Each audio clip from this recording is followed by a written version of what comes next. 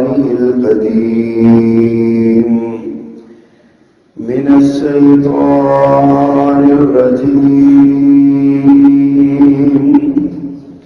من همزه ونفخه ونفثه بسم الله الرحمن الرحيم يريدون ليطفئوا نور الله بأفواههم والله متم نوره ولو كره الكافرون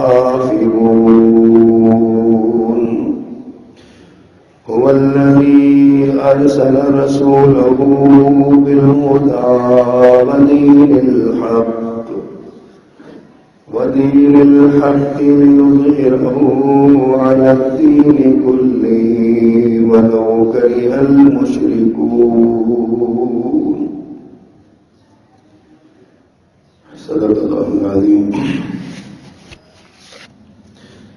ہر قسم کی حمد و ثنا اور تعریف و تسبیح اللہ جل جلالہ کے لیے خاص ہے،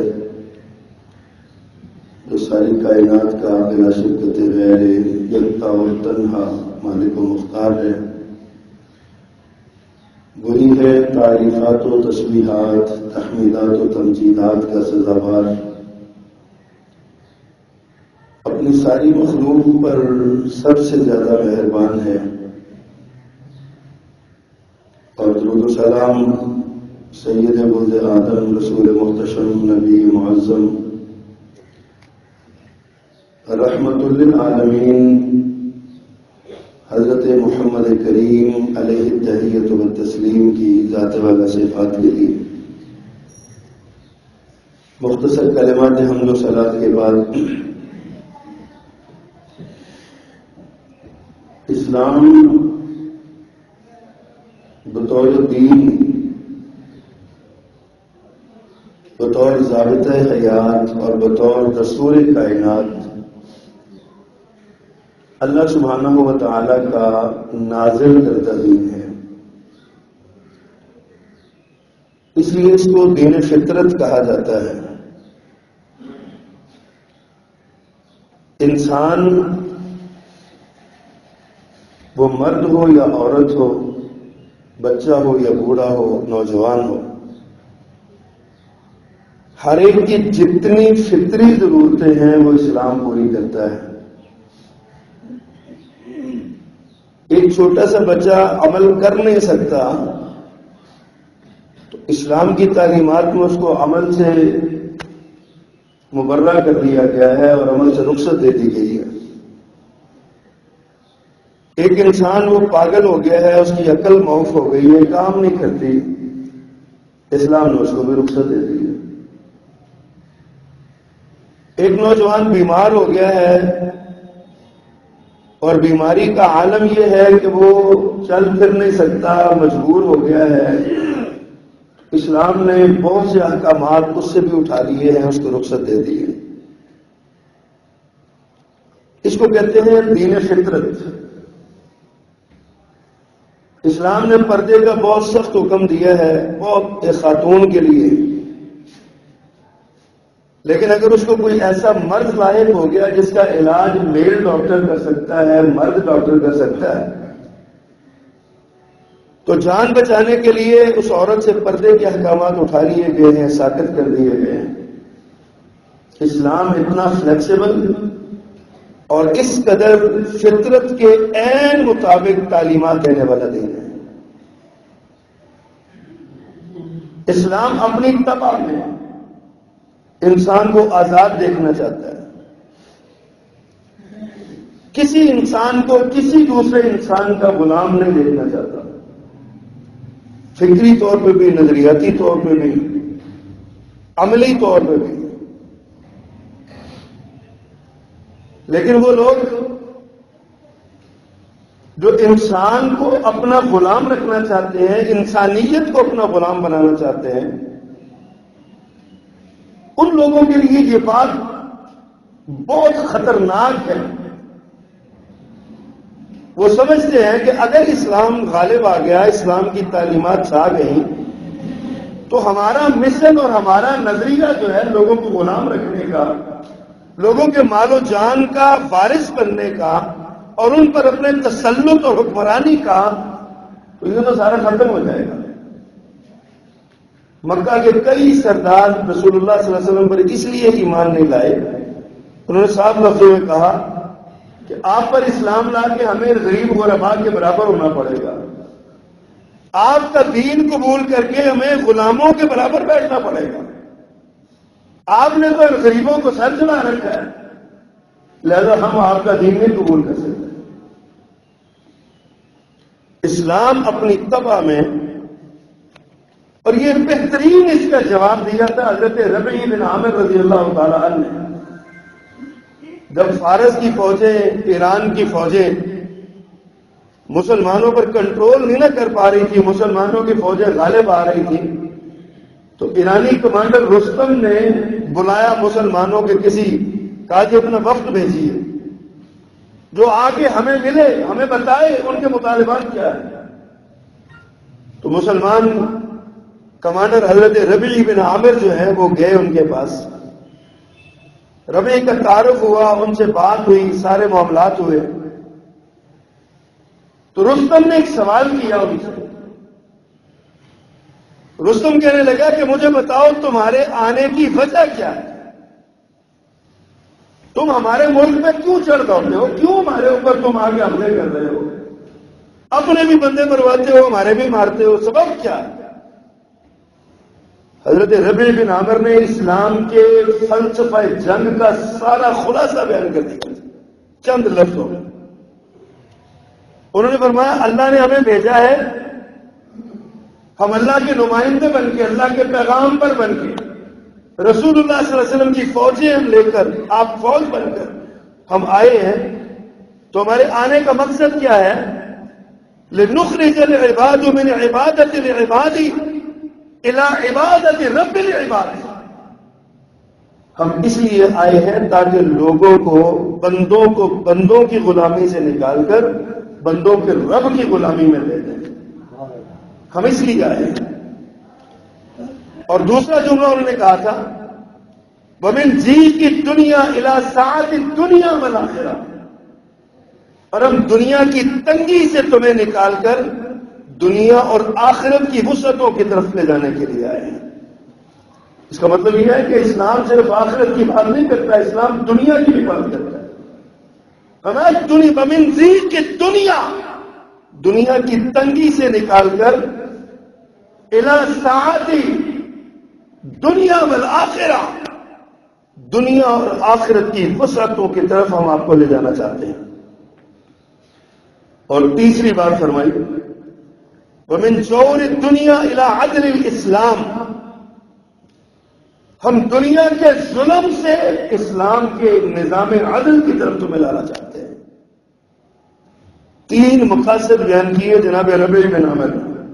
اسلام کا خلاصہ، اسلامی تعلیمات کا خلاصہ ہے، اسلام یہ چاہتا ہے کہ کوئی کسی کا غلام نہ رہے، سب بندے اللہ کے غلام بن جائیں، کیونکہ وہ خالق ہے، مالک ہے، رازق ہے، سارے اختیارات اس کے پاس ہیں، اقتدار اس کے پاس ہے، کائنات کی ہر شے کا مالک و مختار وہ ہے، لہذا سارے اس کے بن جائیں۔ اسلام کی یہ موٹی سی تعلیم ہے، کوئی بندہ کسی کا غلام نہیں ہو سکتا، کوئی بندہ۔ اسلام کہتا ہے غلامی ختم کر دیجیے، نہ فکری طور پہ غلام ہو سکتا ہے، نہ جسمانی طور پہ غلام ہو سکتا ہے، اور نہ ہی نظریاتی اور عملی طور پہ کوئی غلامی ہو سکتی ہے۔ اسلام آزاد کرنا چاہتا ہے۔ یہی وجہ ہے کہ عرب کے اس معاشرے میں جب ساری دنیا میں پوری اوورآل ورلڈ اس دور میں جتنی تہذیبیں تھیں، ان تہذیبوں میں انسانوں کو غلام بنانے کا رواج تھا، مکہ میں بھی تھا، وہاں پہ لوگ غلام خریدے ہوئے، لوگ خریدے جاتے تھے۔ کوئی بندہ کسی بچے کو اغوا کر لیتا اور پھر اس کو پیسے دے کے بیچ دیتا، جب وہ بک جاتا تو وہ اس کا غلام ہو جاتا تھا۔ اب قسم پرسی اور بڑی غربت کی، افلاس کی، کلاس ہونے کی زندگی گزارتا تھا۔ پیارے پیغمبر صلی اللہ علیہ وسلم نے غلامی کے اس نظام کو بیک جنبش قلم تو ختم نہیں کیا، کیونکہ اس دور کی ضروریات ہی ایسی تھی۔ اگر ایسا ہو جاتا تو اس کا معاشرتی نقصان بہت ہوتا، کیونکہ غلاموں کو سوائے محنت اور مشقت کے ان کے پاس تھا کیا؟ نہ کوئی اسٹیٹس تھا، نہ کوئی حیثیت تھی، نہ ان کا خاندان تھا۔ اگر ان کو یک سب کو آزاد کر دیا جاتا تو ان کو پاس پیسہ تو تھا نہیں، وہ کھاتے کہاں سے؟ لڑائی جھگڑا ہوتا، فساد ہوتا۔ لیکن رسول اللہ صلی اللہ علیہ وسلم نے غلاموں کو آزاد کرنے کی ترغیب دلائی۔ قسم کے کفارے میں غلام آزاد کرنا، فلاں جرم کے کفارے میں غلام آزاد کرنا، فلاں کام کیا غلام آزاد کر دو۔ اتنی زیادہ ترغیب دی، اتنی زیادہ ترغیب دی، آہستہ آہستہ آہستہ آہستہ دنیا سے غلامی ختم ہو کے رہ گئی، ختم ہو گئی غلامی۔ یہ اسلام کی تعلیم۔ لیکن غلامی سے ختم کرنے کا مقصد یہ نہیں کہ انسان مادر پہ طرح آزاد ہو جائے۔ غلامی ختم کرنے کا مقصد یہ ہے کہ بندوں کی غلامی سے نکل کر اللہ کی غلامی میں آ جائیں۔ اس سے کیا ہوگا؟ دنیا کی یہ گھٹنے اور دنیا کی تنگیاں ختم ہو کے الی سعۃ الدنیا والآخرہ، دنیا اور آخرت کی وسعتیں انسان کو نصیب ہو جائیں۔ ایک مسلمان جو ہوتا ہے نا، وہ بہت محدود ذہنیت کا نہیں ہوتا، اس لیے کہ اس کے پاس آفاقی نظام ہے، بین الاقوامی نظام ہے، اس کے پاس اس کی سوچ بین الاقوامی ہوتی ہے۔ وہ صرف یہ نہیں سوچتا کہ اتنا سا کام ہے، میری اتنی سی زندگی ہے۔ اس کی اپنی زندگی لوگوں کے لیے ہوتی ہے، اس کی زندگی لوگوں کو سنوارنے کے لیے ہوتی ہے، اس کی زندگی لوگوں کی اصلاح اور فلاح کے لیے ہوتی ہے۔ وہ لوگوں کو آزاد کرنا چاہتا ہے، ایک مسلمان لوگوں کو آزاد دیکھنا چاہتا ہے، آفاقی سوچ کا حامل ہوتا ہے مسلمان۔ اس لیے کہ اسلام کی تعلیمات بھی یہ ہے کہ دنیا اور آخرت کی وسعتیں تمہارے لیے۔ پیارے پیغمبر نے جب ابتدائی طور پہ اپنے درس ارشاد فرمایا، آپ کو اس صفحہ پہ کھڑے ہوئے ہم نے فرمایا ایھا الناس قولوا لا الہ الا اللہ، لوگو لا الہ الا اللہ پڑھو، کیا ملے گا؟ فرمایا تملکون العرب والعجم، عرب و عجم کی بادشاہت تمہارے قدموں میں آ جائے گی۔ تم کلمہ پڑھو، تم لا الہ الا اللہ کہو، اللہ کی غلامی ہی ساری دنیا کے اوپر آنے کی علامت ہے۔ اور جن لوگوں نے اس فلسفے کو سمجھا، انہوں نے بالفعل ساری دنیا پر حکومت کی ہے۔ عملاً تاریخ شاہد ہے اس بات، مسلمانوں نے عملاً پوری دنیا پر حکومت کی۔ اور جب جب مسلمانوں نے اس فلسفے کو چھوڑا ہے، تب تک نظریاتی، فکری، عملی غلامی، مسلمان کی ذہنی غلامی کے شکار مسلمان ہو گئے۔ اور جو غلام ہوتا ہے نا، وہ ذہنی غلام ہو، فکری غلام ہو، عملی غلام ہو، نظریاتی غلام ہو، اس کی صلاحیتیں سب ختم ہو جاتی ہیں، گھن لگ جاتا ہے سب صلاحیتوں کو، کچھ نہیں کر سکتا ہو۔ اللہ اکبر کبیرہ۔ آپ ذرا غور کیجیے اس بات پہ۔ آج کی ہم دنیا میں جب دیکھتے ہیں نا، تو ہم دیکھتے ہیں کہ کفار نے مسلمانوں کے خلاف جتنے حربے آزمائے ہیں نا، وہ کوئی ایک حربہ، ایک محاذ پہ مسلمانوں کے خلاف نہیں لڑ رہے، انہوں نے بے شمار محاذ کھولے ہوئے۔ کثرت محاذ بھی کفار کی ایک بہت گہری سازش ہے۔ وہ جانتے ہیں ایک ایک محاذ پہ لڑے تو مسلمان ہمیں ناکوں چنے چھپوا دے گا۔ ان کا زوم یہ ہے کہ مسلمانوں کو زندگی کے مختلف شعبوں میں، مختلف محاذوں میں الجھا دو، مسلمانوں کی زندگی کی ان کو کوئی مقصد سمجھ نہ آئے کہ ہم نے کیا کرنا ہے۔ ایک طرف، پھر دوسری طرف، پھر تیسری طرف، پھر چوتھی طرف، چاروں طرف محاذ کھولے ہوئے، کہتے ہیں چمک کی لڑائی لڑنا۔ اس وقت مسلمانوں کے خلاف چمک کی لڑائی لڑی جا رہی ہے۔ کچھ عملی میدان ہیں جہاں پہ توپ و تفنگ کی بارش ہوتی ہے، جنگیں ہوتی ہیں۔ کچھ فکری محاذ ہیں، کچھ لفظی محاذ ہیں، کچھ نظریاتی محاذ ہیں، جن کے اوپر لڑائی کر کے، جن کے اوپر کوشش کر کے مسلمانوں کو دبایا جا رہا ہے، مسلمانوں کو ذہنی طور پر غلام بنایا جا رہا ہے۔ اسلام تو مٹا نہیں سکتے، اسلام کو مٹا نہیں سکتے۔ اللہ نے فرمایا کفار کیا چاہتے ہیں؟ یریدون لیطفئوا نور اللہ بافواہہم واللہ متم نورہ ولو کرہ الکافرون۔ کافر یہ چاہتے ہیں کہ وہ اپنے منہ کی پھونکوں سے اسلام کے چراغ کو بجھا دیں، اسلام کے نور کو بجھا دیں۔ واللہ متم نورہ، اللہ اپنے نور کو پورا کرے گا۔ اللہ نے نام اپنی طرف نسبت کی ہے، متم نورہ، اللہ اپنے نور کو پورا کرے گا، اس سما کو جلا کے رکھے گا۔ ولو کرہ الکافرون، کافروں کو چاہے برا ہی لگے۔ اور ساتھ کیا فرمایا؟ هو الذی ارسل رسولہ بالہدی ودین الحق لیظہرہ علی الدین کلہ۔ فرمایا وہ ذات جس نے رسول بھیجے ہیں ہدایت اور دین حق کے ساتھ، اس لیے بھیجے لیظہرہ علی الدین کلہ، تاکہ وہ سارے ادیان پر غالب آ جائے۔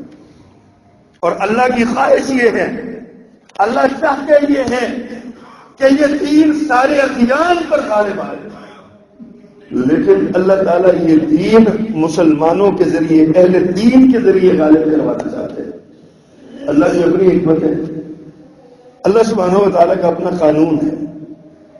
لیکن آج کفار نے ہمارے خلاف جو محاذ کھولے ہوئے ہیں نا، ہمیں ذہنی طور پر اس کا اتنا اثر ہے کہ ہم سمجھتے ہیں، عام یہ سوچ پڑی ہوئی ہے ہماری اس فکر میں، ہمارے ذہن میں، کہ یار اب کے جو کفار نے حملہ کیا نا، یہ بہت بڑا حملہ کیا، تاریخ کا سب سے بڑا حملہ کیا ہے۔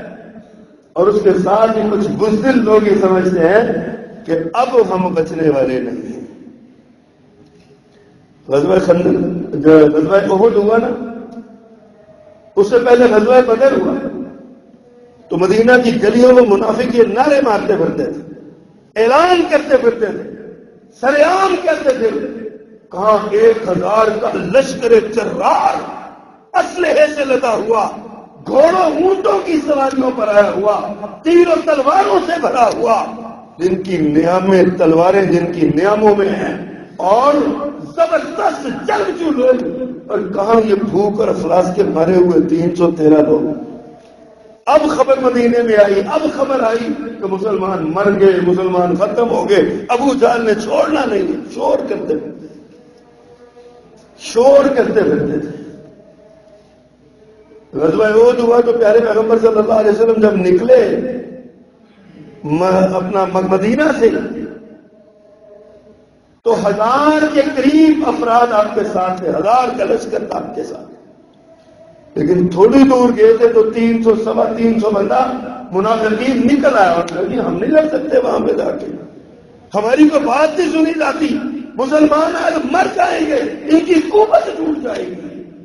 یہ طبقہ ہے جو ہمارے ہر دور میں مسلمان معاشرے میں موجود رہا ہے، جس کا صرف ایک ہی کام ہوتا ہے، مسلمانوں کو نا غلامی کا سبق پڑھاؤ اور بزدلی کا درس دو اور ان کو ڈراتے رہو، تم ان کی طاقت کا مقابلہ نہیں کر سکتے، تم ان کے سامنے نہیں آ سکتے، تم ان کے ساتھ یہ نہیں کر سکتے، وہ نہیں کر سکتے، ہر دور میں یہ رہا۔ اب یہ سارا معاملہ ہوا، لیکن اگر آج بھی وہی جذبہ، وہی اخلاص، وہی ایمان، وہی جذبہ ایثار آج بھی مسلمانوں میں پیدا ہو جائے تو وہی نتائج نکل سکتے ہیں جو بدر میں نکلے، جو احد میں نکلے، جو خندق میں نکلے، جو خیبر میں نکلے، جو دیگر جنگوں میں نکلے، وہ سارے نتائج آج بھی آ سکتے ہیں۔ اقبال نے کہا تھا فضائے بدر پیدا کر، فرشتے تیری نصرت کو اتر سکتے ہیں گردوں سے، کتار اندر کتار اب بھی۔ آج بھی بدر جیسا جذبہ، بدر جیسا ایثار، بدر جیسا ایمان، بدر جیسا اخلاص پیدا کر لیجیے، اللہ سبحانہ و تعالیٰ آج بھی فرشتوں کے ذریعے مدد کرنے پر قادر ہے۔ اللہ کے بن کے تو دیکھیے آپ، اللہ کی طرف آئیے تو سے۔ جیسے میں نے عرض کیا کہ کثیر محاذوں پر آج مسلمانوں کو سامنا ہے، اور اگر ہم ان محاذوں کو دیکھیں، اللہ اکبر، تو مسلمان ممالک پر قبضہ ایک محاذ ہے، فلسطین پر یہودیوں کا قبضہ، کشمیر پر ہندوؤں کا قبضہ، مشرقی تیمور پر منٹوں میں عیسائیوں کا قبضہ، افغانستان میں عیسائی افواج کا قبضہ، اور اسی طرح عراق میں عیسائی افواج کا قبضہ. اور دوسری طرف ایک اور محاذ ہے، اس میں تو مسلمان حکمرانوں، مسلمان ممالک میں اپنے ذہنی ہم آہنگی والے حکمران مسلط کر دیے جاتے ہیں، اپنی سوچ اور فکر والے حکمران مسلط کر دیے جاتے ہیں، اور ان کے ساتھ ساتھ ان کو سپورٹ کرنے کے لیے این جی اوز کے نام سے بہت سے گروہ کھڑے کر دیے جاتے ہیں، جو ہوتے تھوڑے تھوڑے ہیں لیکن ان کے پاس پیسے بہت ہوتے ہیں.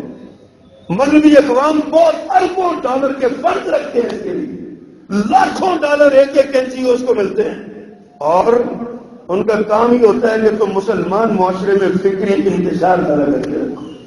یہ بہت بڑا محال ہے جس کا ہمیں سامنا ہے. آج اب دیکھیے ہمارے دین کے حوالے سے جو تشکیل پھیلائی جا رہی ہے، الحاد کے نام پہ، سیکولرزم کے نام پہ، لبرلزم کے نام پہ، آج ہماری نوجوان نسل کو اسلام سے مشغول کیا جا رہا ہے. آج ہم سے ہماری نوجوان نسل سے اسلام چھینا جا رہا ہے، ان کے ایمان کو چھینا جا رہا ہے. یہ محاذ ہے ایک بہت بڑا جو گرم ہے. ایک طرف جنگیں لگائی جا رہی ہیں، ایک طرف جو جنگی محاذ کھولے جا رہے ہیں، دوسری طرف فکری محاذ کھولے جا رہے ہیں. کروڑوں اربوں ڈالرز کا فنڈ مہیا کیا جاتا ہے اور سارا مسلمان ملکوں میں زور لگایا جاتا ہے. دوسری طرف کوئی مسلمان علم کے میدان میں آگے بڑھنا چاہے تو اس پر پابندیاں لگا دی جاتی ہیں، یا اس کو خرید لیا جاتا ہے، اس کو اپنے پاس بلا لیا جاتا ہے، بے شمار مراعات دی جاتی ہے، لاکھوں کروڑوں ڈالر ان کی تنخواہ مقرر کی جاتی ہے، اور ان سے کہا جاتا ہے تم ہمارے گھر کے لیے کام کرو. ٹیلنٹڈ لوگ، باصلاحیت لوگ جن کا دماغ بہت تیز ہوتا ہے، یا تو ان کو اپنے پاس بلا لیا جاتا ہے، یا ان کو اسلامائزیشن کا نام لگا کر، دہشت گردی کا نام لگا کر ان کو گرفتار کروا دیا جاتا ہے یا قتل کروا دیا جاتا ہے. ایک یہ بھی محاذ ہے، اس کو برین ڈرین کہتے ہیں. ہمارا دماغ نہیں کر رہا ہے، ہمارا دماغ جا رہا ہے. مسلمان ممالک میں سب سے زیادہ صحیح لوگ بستے ہیں، لیکن آج دیکھ لیجیے وہ یہود و نصارہ کے لیے کام کرتے ہیں. اللہ من شاء، وہ یہود و نصارہ کے لیے کام کر رہے ہیں. یہ جتنی این جی اوز میں بڑے بڑے نامی گرامی لوگ ہیں، بس پڑتا ہے یا سامنے ہیں، دونوں صورتوں میں آپ دیکھ لیں ان کی فکر اور سوچ صرف پیسہ کمانا. یہ محاذ ہے جو آج ہمارے سامنے کھلا ہوا ہے. یہ محاذ ہے جو آج ہمارے سامنے جس پر ہم لڑ رہے ہیں. اسلامی ممالک، جتنے اسلامی ممالک ہیں آپ ان پہ نظر دوڑا دیں، وہاں پر یا تو یہود و نصارہ کی فکر کا حکمران مسلط ہوگا، ان کے اداروں میں پڑا ہوا حکمران مسلط ہوگا، استشراقی اساتذہ سے پڑا ہوا حکمران مسلط ہوگا، جو دین کو اپنی مرضی کے، اپنی منشا کے مطابق ڈھالنا چاہے گا. اس کی خواہش ہوگی کہ اسلام کا وہ معتدل چہرہ جو عیسائیت کو پسند ہے، یہودیت کو پسند ہے، جو مسیحیت کو، جو صہیونیت کو پسند ہے، وہ چہرہ لوگوں کے سامنے پیش کیا جائے. اور آج دیکھنا مسلمان ممالک کے حکمرانوں کی کیا کیفیت ہے وہ مسلمان گھرانوں میں پلے ہوئے، مسلمان گھرانوں میں پڑے ہوئے، ان کے ماں باپ مسلمان، سب اول کے نمازی، لیکن ان کی فکری اپروچ صرف اور صرف لبرلزم، سیکولرزم، نیکزم کے گرد، وہ اس کے آگے دیکھتے ہی نہیں ہے، کیونکہ ان کا ذہن بنا دیا گیا ہے کہ تم نے اس کے آگے نہیں سوچنا. اس کے آگے سوچو گے تو دہشت گردی کا ٹھپا تم پر لگے گا، اس کے آگے سوچو گے تو فنڈامنٹلسٹ ہونے کا تم پر ٹھپا لگا دیا جائے گا، اس کے آگے سوچو گے تو تمہیں معاشرے کا نکو بنا کے رکھ دیا جائے گا. اس کے آگے نہیں سوچنا، تمہاری اتنی سی سوچ ہے ساری. یہ فکری محاذ ہے جو ہمارے خلاف کھلا ہے اور ہم اس کو دیکھ رہے ہیں. پھر اسلامی معاشروں میں قادیانیت جیسی، بہائیت جیسی تحریکوں کو سپورٹ کیا جاتا ہے. آغا خانیت جیسی تحریکوں کو، جن کے پاس اربوں ڈالر ہوتے ہیں، وہ لوگوں کو پیسے دے کے ان کا ایمان خریدتے ہیں. ان کی نظر میں یہ قادیانیوں کا فلاں بندہ اس نے یہ کیا تو وہ کمال بندہ ہے. وہ یہ نہیں دیکھنے دیتے کہ اس کا ایمان کیا ہے، عقیدہ کیا ہے. لوگوں کے عقیدے، لوگوں سے کہتے ہیں تمہیں پیسے چاہیے، ہمارا یہ فارم فل کر دو، تمہیں جرمنی بھجوا دیں گے، تمہیں فلاں ملک بھجوا دیں گے، وہ سیکولر ملک ہیں۔ اور میں آج ایک رپورٹ پڑھ رہا تھا، میں حیران ہوا کہ جرمنی کے ٹوٹل بجٹ کا 8% چرچ کو جاتا ہے۔ جرمنی کا جتنا بجٹ ہے نا سالانہ، اس کا 8% حصہ چرچ کو ملتا ہے، عیسائیت کی تبلیغ کے لیے جاتا ہے، جس کے تحت وہ اپنے منصوبہ جات کو، تعلیمی ادارے اور یہ وہ سارے مکمل کرتے ہیں۔ کیا کسی مسلمان ملک میں کسی حکمران کو یہ اجازت ہے کہ وہ زکوٰۃ اور صدقات کے پیسوں میں سے، لوگوں کی زکوٰۃ اور صدقات کے پیسوں میں سے، حکومت کے وسائل میں سے نہیں، جو بینک کے زکوٰۃ کاٹتے ہیں ان میں سے کسی مدرسے کو دینے کی وہ جرات کر سکتے، جو اصل مدرسہ ہے، اصل مدرسہ؟ آج نئے مدارس بنائے جا رہے ہیں، مدرسہ ڈسکورسز کے نام سے نئے نصاب مرتب کیے جا رہے ہیں، کہتے ہیں یہ اسلام کا معتدل چہرہ دکھائیں گے۔ بھائی اسلام جیسا معتدل دنیا میں کوئی ہے تو لاؤ۔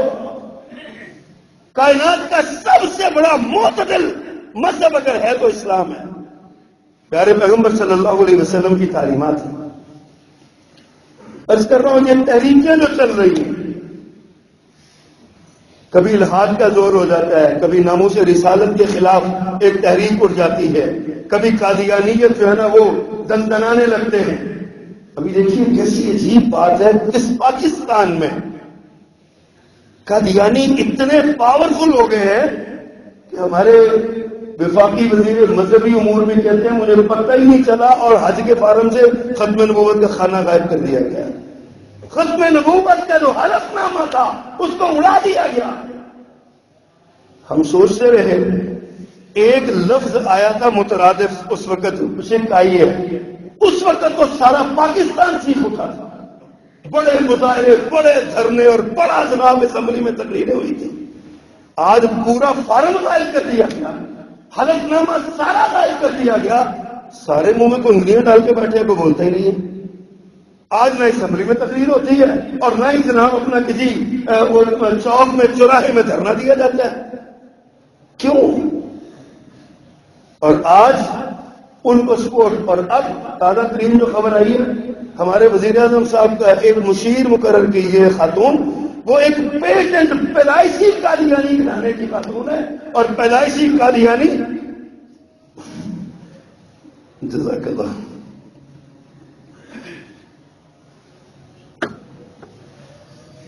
وہ ایک پیدائشی قادیانی گھرانے کی خاتون ہے، اور پیدائشی قادیانی کی بیوی ہے۔ وزیر اعظم صاحب کا مشیر بنا دیا گیا، اس سے پہلے عاطف میاں کو اقتصادی معاون کا مشیر بنا دیا گیا۔ اس میں وہی بین الاقوامی ایجنڈا ہے جو ہمارے ملک میں اتارا جا رہا ہے، نازل کیا جا رہا ہے۔ اور آج جو تحریک چل رہی ہے ہمارے ملک میں، وہ فیمنزم کی تحریک ہے، خواتین کے حقوق، عورت مارچ، عورت آزادی مانگتی ہے، اور اس کے لیے سارا میڈیا اس کی سپورٹ میں لگا ہوا، ساری طاقتیں، electronic media, print media, social media, دیگر ذرائع ابلاغ جتنے بھی ہیں، وہ سارے کے سارے اس کی سپورٹ میں لگے ہوئے ہیں۔ اور وہ چند عورتیں ہوتی ہیں، 50، 100، 20، اتنے سے تو گندے گندے ہر جگہ ہوتے ہیں۔ نئی تہذیب کے گنڈے ہیں، گندے اٹھا کر پھینک دو ان کو گلی میں، اتنے سے تو ہر جگہ پہ ہوتے ہیں، لیکن ان کو ساری مسلمان عورتوں اور پاکستانی عورتوں کو نمائندہ بنا کے پیش کرنا، اس سے زیادہ شرمناک حرکت اور کیا ہو سکتی ہے؟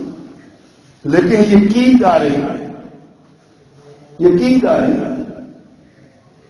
2 سال 3 سال سے عورت مارچ کے نام پر اسلام آباد کی سڑکوں میں، کراچی کی سڑکوں پہ چھوٹے چھوٹے مظاہرے ہوتے تھے، 50، 100، 70 عورتیں آتی تھیں، بدقماش اور اوباش قسم کی عورتیں آتی تھیں، وہ نعرے لگاتی، جلوس نکالتی اور چلے جاتی، اور پھر وہ ٹی وی چینل پہ ان کو ہائٹ ملنا شروع ہوئی، ہائٹ، پیچھے سے فنڈز آ گئے نا، ان کو ہائٹ ملنا شروع ہوئی۔ آج لگتا ہے کہ اس ملک کا سب سے بڑا مسئلہ یہی ہے کہ عورت کو حقوق نہیں مل رہے۔ بھائی کون سا حق لینا چاہتی ہے عورت سے؟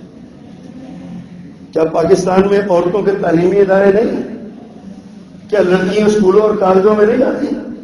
کیا لڑکیاں یونیورسٹیوں میں نہیں جاتی؟ کیا لڑکیاں کو ایجوکیشن سے وہ حج نہیں اٹھاتی؟ کیا لڑکیاں کیا عورتیں بازاروں میں نہیں جاتی؟ کیا عورتیں ننگے منہ بے پردہ گلیوں میں نہیں پھرتی؟ اگر آپ یہی حق دلانا چاہتے ہیں تو بتائیے کون سا حق ہے جو چنچوں کو روکا جا رہا ہے؟ اگر آپ کہتی ہیں وہ کہتی ہیں کہ وراثت میں حق نہیں ملتا تو قرآن پڑھو، قرآن نے 1400 سال پہلے ان کو حق دیا ہے۔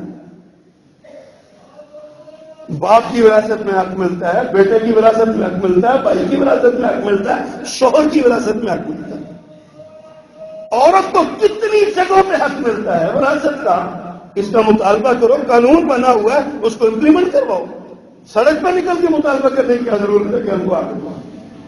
تعلیم کا حق تمہیں ملا ہوا ہے، تربیت کا حق ملا ہوا ہے، کاروبار کا حق ملا ہوا ہے، تم کاروبار کر سکتے ہو، اسلام دیتا ہے اجازت تمہیں، کرو کاروبار تم اپنا۔ لیکن اصل مقصد کاروبار کا حق دلوانا نہیں ہے، جائیداد میں حق دلوانا نہیں ہے، تعلیم میں حق دلوانا نہیں ہے۔ اصل مقصد میرا جسم اور میری مرضی کے نعرے لگوا کر مادر پدر آزاد عورت کو کرنا ہے۔ گزشتہ سال اسی طرح کے ایک مظاہرے میں ایک 60-70 سال کا بابا وہ بیٹھا ہوا تھا، اسے پوچھا گیا کیا ہے؟ ویڈیو موجود ہے، دنیا نے دیکھی ہے۔ اس نے کہا جی سارے فسادات کی جڑ یہ نکاح ہے، اس نکاح کو ختم کر دو تمہارے عورتوں کے مسائل حل ہو جائیں۔ اصل ایجنڈا یہ ہے حضور، عورت سے کہا جا رہا ہے، میں نے کہا یریدون لیطفئوا نور اللہ بافواہہم، وہ اپنے منہ کی پھوکوں سے اسلام کے چراغ کو بجھانا چاہتے ہیں۔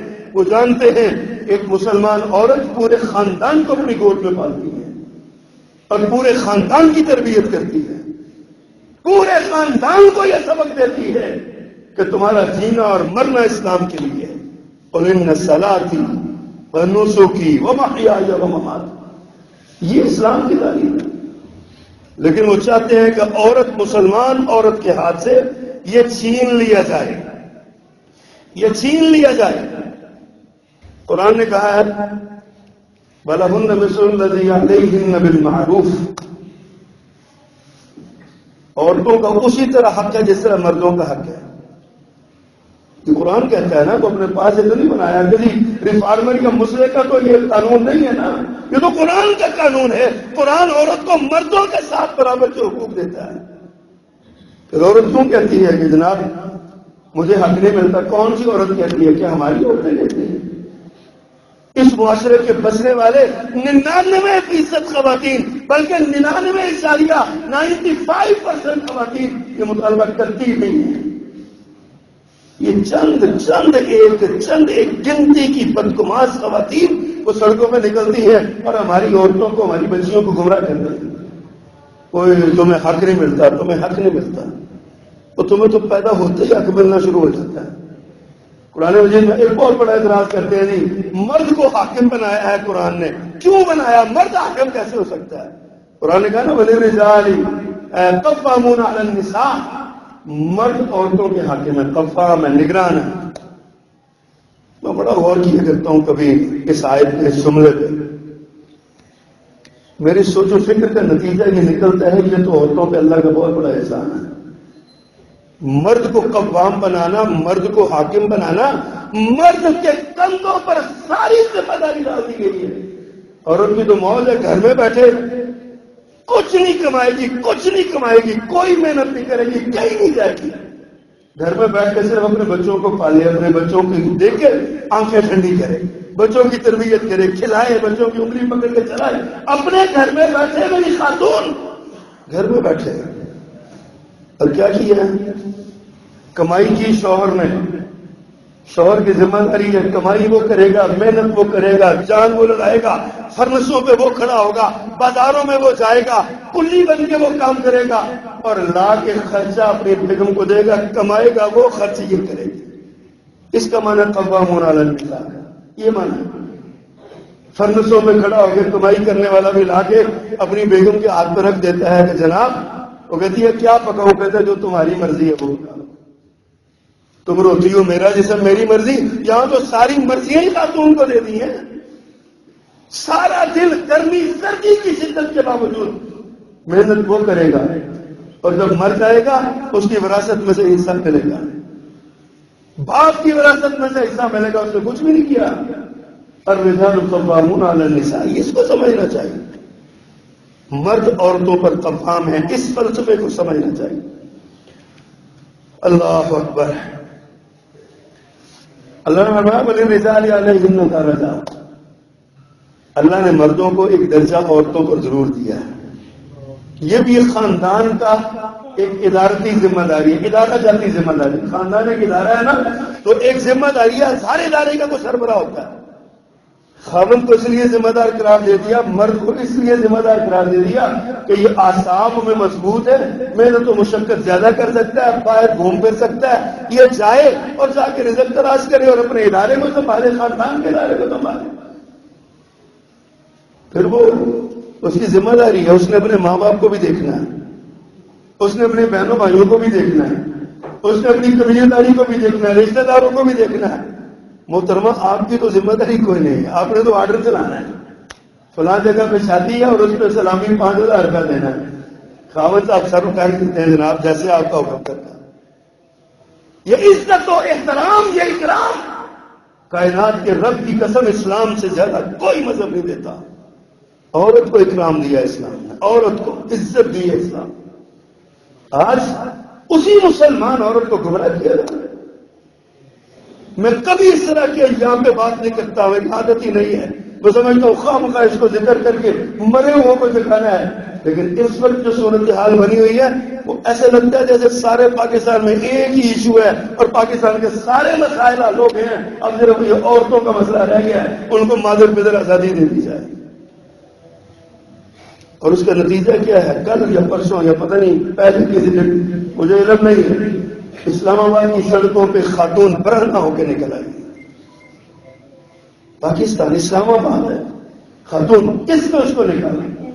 آج اس کو پکڑا گیا، کل کو اس کو مینٹلی اپسیٹ ڈکلیئر کر دیا جائے گا. کیوں؟ اس لیے کہ مقاصد پورے ہو چکے ہیں، جو وہ چاہتے تھے وہ پورا ہو چکا ہے. ٹی وی چینل پہ بیٹھ کے خاتون بکواس کی اور اس کی بکواس کو اس قدر ہائپ ملی ہے، اس قدر اس کا شورا ہوا ہے، ایسے لگتا ہے جیسے دنیا میں یہ سب سے مظلوم عورت ہے، جس کو شرم کہہ دیا گیا، جس کو فلاں کہہ دیا گیا، فلاں کہہ دیا گیا. ایک پوسٹر میں نے دیکھا، اس پہ لکھا ہوا تھا وی ڈائیورسڈ وی آر ہیپی، ہم طلاق یافتہ ہم بڑی خوش ہیں. یہ آپ سے کس نے کہا تھا کہ اب شادی کی وہ نہ کرواتے؟ اب بغیر شادی کے بھی تو آپ بڑی خوش تھی نا. آپ کی جو گندی سوچ ہے، کون عورت طلاق مانگتی ہے اپنے شوہر سے؟ کہتی ہے موزے اپنے خود ڈھونڈو. تمہیں کس نے کہا کہ موزے ڈھونڈ دو؟ میرے پیغمبر صلی اللہ علیہ وسلم کی تعلیم یہ ہے، میرے پیغمبر اپنے کپڑے خود سی لیا کرتے تھے، یہ اسلام ہے. میرے پیغمبر اپنے کپڑوں کو سیدھا پتلا، اپنے گھر کے برتن جوتا تک خود جوڑ لیا کرتے تھے. یہ سنت ہے میرے پیغمبر صلی اللہ علیہ وسلم کی. یہ تو اسلام سکھاتا ہے. گھروں میں کام کرنا، چھوٹا موٹا کام اپنی بیگم کے ساتھ مل کے کر دینا، بیٹی کے ساتھ مل کے کر دینا، بہن کے ساتھ مل کے کر دینا، یہ تو اسلام کی تعلیم ہے نا. لیکن اسلام نے کہا ہے کہ بازار کے سودے تم لا دو مرکز رات سے، اور عورتوں سے کہا کہ تم گھر میں بیٹھ کے پکا لو، سارے مل کے کھا لو، دسترخوان سے جاؤ، اکٹھے رہو، ایک جگہ پہ رہو. یہ تو اسلام کہتا ہے. پتہ ہے عیسائیت کی تہذیب میں، ہندو مت کی تہذیب میں، مشرکین کی تہذیب میں عورت کا حال یہ ہوتا تھا، جب عورت اپنے مخصوص جام میں ہوتی تھی اس کو کمرے میں بند کر دیا جاتا تھا، اور جس طرح کتے کو روٹی پھینکی جاتی ہے نا، اس طرح ایک روٹی ایسے کر کے اس کی طرف پھینکی جاتی ہے. تم چاہتی ہو کہ وہ دور واپس آ جائے. یہ اسلام ہے جس نے کہا کہ ایک تھالی میں بیٹھ کے کھاؤ، ایک برتن میں بیٹھ کے کھاؤ. یہ اسلام ہے کائنات کے رب کی قسم. میں قربان دوں پہلے پیغمبر صلی اللہ علیہ وسلم کی تعلیمات پہ. کیا خوبصورت سبق آپ نے دیا ہے. سیدہ عائشہ رضی اللہ عنہ فرماتی ہے جہاں سے میں پیتی تھی نا پیالے کو منہ لگا کے، میرے پیغمبر ڈھونڈ کے نا وہاں سے اسی جگہ سے منہ لگا کے رکھتے، اسی جگہ سے. یہ اسلام ہے، یہ اسلام. اور تمہاری تہذیب کہتی ہے نہیں جراثیم آ جائیں گے، برتن الگ کر دو، گلاس الگ کر دو، یہ کر دو، وہ کر دو. صحابہ کرام نے شکوہ کیا اللہ کے پیغمبر ہم کھانا کھاتے ہیں لیکن بھوک مٹتی نہیں ہے، شیر نہیں ہوتے. کننا ناکل ولا نشبع، کھاتے ضرور ہے لیکن بھوک نہیں مٹتی، کیا کریں؟ میرے آقا نے پھکی بھی کو بتائی ان کو کہ یہ پھکی کھایا کرو. میرے آقا نے یہ نہیں کہا کہ خوراک کی مقدار بڑھا دو، میرے آقا نے ارشاد فرمایا کہ کیا تم الگ الگ کھاتے ہو بیٹھ کے، الگ الگ کھاتے ہو بیٹھ کے؟ انہوں نے کہا جی بیٹا الگ کھا رہا ہے، باپ الگ کھا رہا ہے، پیالی میری الگ ہے، زید کی الگ ہے، بکر کی الگ ہے، الگ الگ کھاتے ہیں۔ فرمایا اجتمعوا علی طعامکم، اکٹھے بیٹھ کے کھایا کرو، تمہارا مسئلہ حل ہو جائے، تمہاری بھوک مٹنے کا یہ مسئلہ حل ہو جائے، اکٹھے کھایا کرو۔ بیوی کو ساتھ بٹھاؤ، بیٹی کو ساتھ بٹھاؤ، ماں کو ساتھ بٹھاؤ، بھائی کو ساتھ بٹھاؤ، بہن کو ساتھ بٹھاؤ، سارے اکٹھے بیٹھ کے کھاؤ۔ جب تم سارے اکٹھے بیٹھ کے کھاؤ گے تمہارا یہ بھوک والا مسئلہ، یہ پہلے پیغمبر کی تعلیم ہے۔ اور پھر عورت کو اگر ماں کے روپ میں دیکھا جائے نا، ماں کے روپ میں عورت کو، تو ماں کی شان اتنی بیان کر دی ہے، جنت ماں کے پاؤں کے نیچے رہتی ہے۔ ایک صحابی کہتے ہیں اللہ کے پیغمبر، من احق الناس بحسن صحابتی، دنیا کا کون سا انسان ہے جو سب سے زیادہ میرے حسن سلوک کا مستحق ہے؟ میرے پیغمبر نے بے ساختہ فرمایا امک، تیری ماں۔ حضرت نے کہا ثم من، پھر امک، پھر بھی تیری ماں۔ اس نے کہا اللہ ثم من، تیسری بار پوچھا، پھر آپ نے شاید فرمایا امک، پھر بھی تیری ماں ہے۔ تیرے حسن سلوک کا عورت مرد ہوتی ہے، یہ ماں مرد ہوتی ہے، ماں عورت ہی ہوتی ہے نا۔ اور میں تیری ماں تیرے حسن سلوک کا مستحق ہے سب سے زیادہ، پھر میں تیرا باپ، ماں کے پاؤں تلے جنت ملتی ہے۔ اللہ اکبر کبیرہ۔ حضرت حارثہ بن نعمان رضی اللہ تعالیٰ عنہ کی ایک حدیث میں آپ کو سنانا چاہتا ہوں۔ پیارے پیغمبر فرماتے ہیں، میں نے حضرت عائشہ روایت کرتی ہے، پیارے پیغمبر فرماتے ہیں کہ میں ماں کے گستاخوں ذرا بات سننا، جو اپنی ماں کے آگے بولنے والا ہے نا ذرا توجہ کرنا۔ پیارے پیغمبر فرماتے ہیں، سیدہ عائشہ روایت کرتی ہیں، آپ نے ارشاد فرمایا میں نے آج رات خواب دیکھا کہ میں جنت میں چلا گیا۔ میں نے خواب میں جنت دیکھی اور میں نے دیکھا ایک قاری پڑھ رہا ہے جنت میں، ایک قاری تلاوت کر رہا ہے قرآن کی۔ میں نے پوچھا کون ہے یہ؟ تو مجھے بتایا گیا حارثہ بن نعمان۔ آگے اللہ کے پیغمبر فرماتے ہیں نیکوں کو نیکی کا صلہ یہی ملتا ہے، اور اس کے ساتھ آپ کیا ارشاد فرماتے ہیں وَكَانَ أَبَرَّ النَّاسُ بِأُمِّهِ، حارثہ بن نعمان اپنی ماں سے سب سے زیادہ نیکی کرنے والا ہے۔ جو اپنی ماں سے نیکی کرنے والا ہے اس کا پیارے پیغمبر خواب میں اسے جنت میں اس کی تلاوت سن رہے ہیں، ماں سے نیکی کرے۔ عورت ہے نا ماں، بہن پہ نظر دوڑا لے، بہن کا حق کیا ہے؟ پیارے پیغمبر صلی اللہ علیہ وسلم نے اپنی بہن شیما سے کیا سلوک کیا، اپنی چادر بچھائی، اپنی بیٹی کو دیکھ کے، بیٹی کو دیکھتے آپ تو آپ دروازے تک چل کے جاتے۔ جب سیدہ ام کلثوم فوت ہوئی ہے نا، سیدہ رقیہ فوت ہوئی ہے نا، تو پیارے پیغمبر ان کی قبر پہ کھڑے ہو کے کتنی دیر روتے رہتے۔ یہ بیٹیوں سے محبت میرے پیغمبر نے سکھائی۔ جب آپ دنیا سے رخصت ہوئے تو بیٹی فاطمہ کو کلیجے سے لگاتے رہے، کلیجے سے لگاتے رہے بیٹی فاطمہ کو، یہ پیارے پیغمبر نے سکھایا ہے۔ بہن کی عظمت، بہن کی شان، اور بیوی، اللہ اکبر، میرے پیغمبر نے فرمایا بیوی کو جو کھلاؤ گے تمہیں اس کے صدقے کا ثواب ملے گا، صدقے کا ثواب ملے گا۔ اللہ اکبر، قربان جاؤں پیارے پیغمبر صلی اللہ علیہ وسلم کی تعلیمات میں۔ حضرات سمجھیے، دین اسلام کو سمجھیے، دین اسلام کے خلاف ہونے والی سازشوں کو سمجھیے۔ آج ہم سے، میں نے عرض کیا، آج ہم سے ہمارا دین چھینا جا رہا ہے، ہم سے ہمارا دین اسلام، ایمان چھینا جا رہا ہے۔ سمجھیے ان سازشوں کو۔ اللہ سبحانہ و تعالی ہمیں اپنے دین پر عمل کرنے والا بنائے۔ سبحان ربک رب العزت عما یصفون۔